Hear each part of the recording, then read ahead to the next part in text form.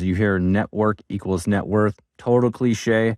Very true, though. What I focus on, I get more of. So if you surround yourself with people that are going to help you get what you want, and always remember this, you can control who you surround yourself with. And remember, the people that you're surrounding yourself with, are they a liability or are they an asset to you? Some people, you need to like them or love them from a distance, and that is 100% okay.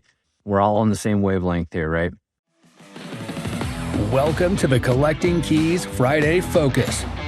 Hey there. Welcome back to another episode of the Collecting Keys Friday Focus. I, Dan Austin, will be your host today, and I'm pretty pumped for today's topic. I want to continue the conversation that Mike and I had in our Wednesday episode of the Mike and Dan Show, where we did a high-level recap of our recent experience at a mastermind with our business coach, Steve Rosenberg. You can find him on Instagram at Rosenberg Steve, his name backwards. Anyhow, you also should remember his name because Mike and I have talked about it several times, but he was on our episode not too long ago, which is why and when we decided to hire him, actually just literally right after we recorded that episode with him. We had never talked to him before, but we liked him. We did some due diligence on him and decided to hire him. Anyways, he puts on a 4-day, what he calls the Mansion Mastermind. So you go and rents out a big house. We were in Scottsdale, and we had 12 of his other coaching clients there. So super intimate setting. He brought in some awesome speakers. We talked a lot about the tactical business stuff, but also some mindset things on like how you need to wrap your head around things and the mindset you need to be in to actually tackle some of these goals. It was a great group mastermind. And so if you ever have any questions about stuff like that, hit me up and I'm happy to talk to you about those things and give you my feedback and what I think. But anyhow, I want to take a deeper dive into a couple of the topics that we touched on in the last episode and maybe add some additional information. The first thing I want to talk about is the parts of a business. There's 3 parts to a business. The first is monetization. We're all good at monetizing things, right? Even if you're working a W-2 job, you're monetizing your time, which isn't the best thing, but you know how to make money basically, right? You can go and do that. That's something that you can be proud of that you're doing. But to get to the final part, number 3, which is scale, you have to have number 2, which is systematization of your business. If you don't systematize your business, you can't scale it because it means that you're going to have to be working in the business all the time. That's where Mike and I were earlier this year before we hired Steve and started getting our head wrapped around what systems mean. There's just not enough time in the day to scale to the goals you want to get to if you have big aspirational goals, which many of us do, and that's why you're listening to this. And really, you want to be able to monetize your business without being in it all the time, because that's why you're probably listening to the show. That's why we all started looking at real estate and entrepreneurship, is that we wanted to get away from the day-to-day trading hours for time.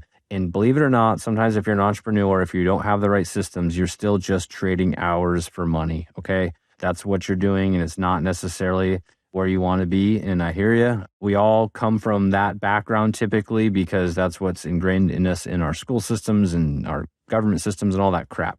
But anyways, those 3 parts are important. And Steve does a great job explaining this. And I'm going to steal his example of how, Steve's an airline pilot. So that's his background and training, which is a highly systematized business model.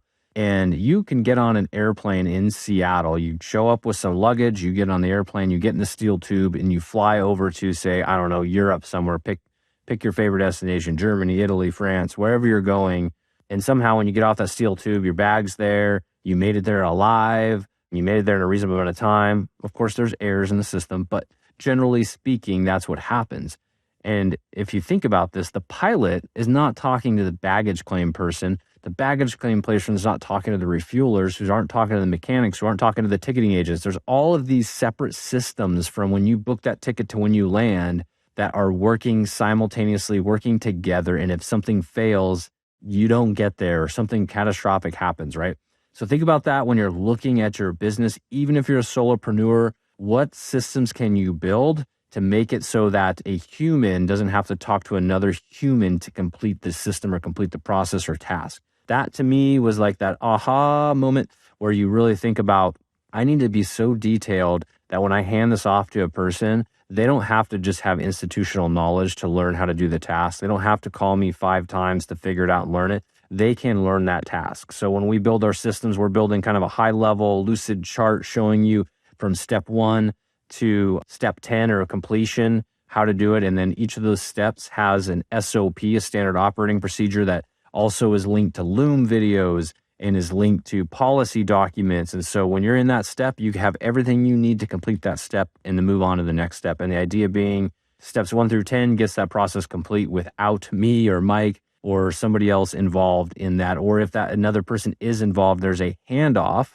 with those people. That's a proper handoff that also has key performance indicators, KPIs around that handoff to ensure we are able to hold people accountable to high performance or just to performance in general on those types of tasks. So anyhow, I'll get off my soapbox on systematization. I do think it's very valuable, and it's something that Mike and I are really super excited about within our business and that we're really focusing on. But the other topic I wanted to talk about was a quote that I mentioned on the last episode, which was success rewards speed. And I want to talk about this because it's not quite as apparent to people. The average person say that sometimes it's best to write a check to go faster. You know, we want to be cheap. We want to be frugal. Real estate investors, a lot of that as we were brought up, that's what was ingrained into us. It's like, hey, if you control your expenses, you can have your passive income take care of all of your expenses, and now you're free to do what you want. Totally get it. Love it. Great. But sometimes to get somewhere, you should write a check and be willing to write a check to get there faster. With Steve, the stuff that he's teaching us or other groups that Mike and I have joined, we could totally learn that and get there. The YouTube, free, you can do it. But the time to get there, it's overwhelming. And at some point when you have aspirations, the sooner you get there, the better. And so be willing, I guess my point here is write the check to go there faster. Now do your due diligence. Don't just go and look at the first sponsored ad you see from some so-called guru out there on Instagram or Facebook and sign up and pay them whatever they're requesting, right? I don't think you should do that because there are a lot of bad seeds out there. So do your due diligence. Look at something that interests you. Think about how would this help you get from point A to point B. If it doesn't quite show you that it can get you there faster, that would be your first red flag. The second red flag would be if you can't get any good referrals from that person. If you talk to that person that you're going to be paying to do something, they should be able to give you referrals on clients or 5-star reviews or whatever it is that they have a track that shows their track record. You know, Mike and I, when we hired Steve, we just posted in our GoBundance group, which we tend to trust most people's opinions. And there's an overwhelming amount of people that knew him. They knew him, they liked him, they trusted him. And that was enough for us, especially with some of the names that were brought up that are his friends and know him. We just really believed in that. So we did our due diligence there. So I highly recommend that, but just keep in mind success rewards speed. That's a mantra. Keep it going in your head as you're deciding what to do next in your business and how to do things. Because sometimes we hear this term analysis paralysis. You can get caught up in that. Don't get paralyzed by analyzing a situation. Be willing to write the check to get to the next level. Okay. Now, before I end here, I want to talk about one more topic that I found super valuable. And I wrote down this quote, which is, what I focus on, I get more of. This is a mindset thing, clearly, but think about it in a couple different contexts. You hear network equals net worth, total cliche, very true though. So what I focus on, I get more of. So if you surround yourself with people that are going to help you get what you want, maybe it's other real estate investors and you want to be a real estate investor, it's wholesalers, it's flippers, it's somebody that maybe you want to syndicate apartments. I don't know, whatever's your flavor. You put yourself around people that are doing that. And always remember this, you can control who you surround yourself with. And remember, the people that you're surrounding yourself with, are they a liability or are they an asset to you? Some people, you need to like them or love them from a distance, and that is 100% okay. But you need to continuously be able to bring in people into your network or join into other networks so that you can get more of what you want, and what you want to get and what you're focusing on we're all on the same wavelength here, right? Also think about this from a mindset standpoint. You control what you consume. So if you're consuming things that you don't like or that put you in a bad state of mind, stop consuming them. Don't waste your time worrying about things you can't control. In other words, if you read the news and it pisses you off, stop reading the news, right?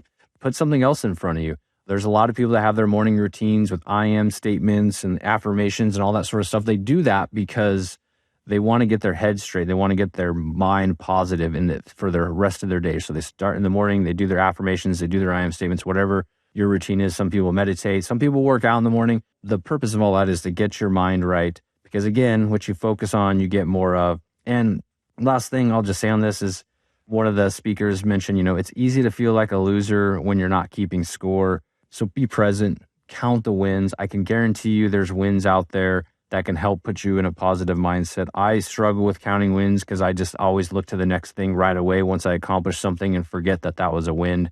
So just from a mindset standpoint, count those wins. If you want me to connect you with Steve, hit me up on Instagram, InvestorManDan. Also, you can email me, Dan@collectingkeys. He's not going to sell you on anything, but he's always open to connecting with people, and maybe he can talk to you. I'll be honest, he's not going to hard sell you because, he's pretty selective in his clients and who he brings in, but he does have other opportunities. He flies all over the country. Like I said, he's an airline pilot and does these 2-day workshops. He has all sorts of things he does. He is honestly a super helpful person. He has a very wide network. He helped me find a property manager before he was even our coach. He just made some connections. He scaled a property management business, so he knew what he was doing. He made some connections in the industry. I, for the life of me, couldn't find a good PM. Boom, right away, like literally within a day, he found the best PM here in Spokane. And so definitely always willing to help people out. So please reach out if you want me to connect you. I can give you a direct connection to Steve. Other than that, if you are interested in the Instant Investor Program, go to collectingkeyspodcast.com. The Instant Investor Program, we have multiple tiers in there, all the way up to our pro and partner clients, where we actually partner with people to go and stand up a business in their market. We run the sales and the whole system for every marketing, all of that. We run the whole system for people. You get all the upside. Or if you want to just join our Instant Investor Program, we teach you how to do it. So collectingkeyspodcast.com, click on the little blue button, or actually kind of a big blue button at the top corner that is Become an Instant Investor. Other than that, have a great weekend, and we'll see y'all next week. Thanks for listening to this Collecting Keys Friday Focus. Be sure to subscribe wherever you listen to your podcasts.